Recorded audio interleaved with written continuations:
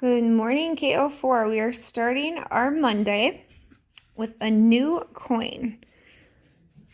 So this is the head side of the coin, and that's Franklin Delano Roosevelt. And this is the tail side of the coin. And if you look really close, there's olive branches and then a flame.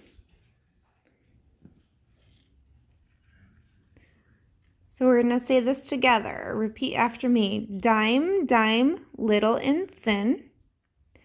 I remember you're worth 10. So this coin, whenever you see it, is worth 10 cents. So that means you would be counting by tens.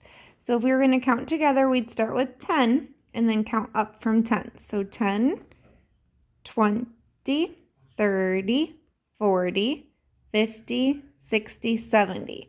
So if you added up this amount, it would be 70 cents. Now we're not going to focus too much on counting by tens today. I want you to pay attention to the head side and the tails. So remember, there were some activities that you did with the penny along with the nickel where you flipped them, and if you landed on the heads, you did a tally mark for heads, and if you landed on the tail, you would do the same thing.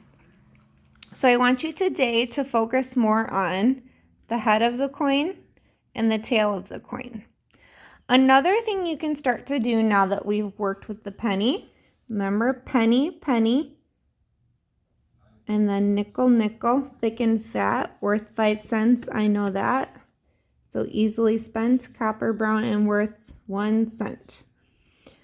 So another thing you could do is you could start to sort some of your coins that you have in your piggy bank. So there are a few ways you could do this. You could sort them all by the head side of the coin. You could sort them all by the tail side of the coin.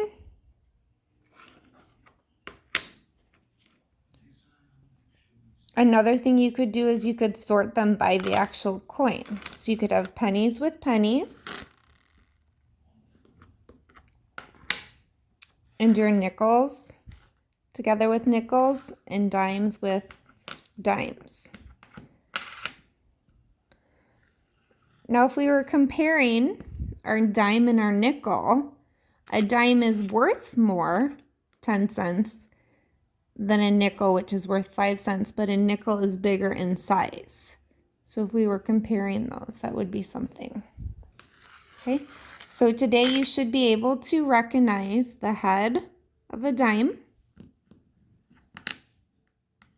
the tail of a dime, and you know that when you're counting dimes, you are counting by tens.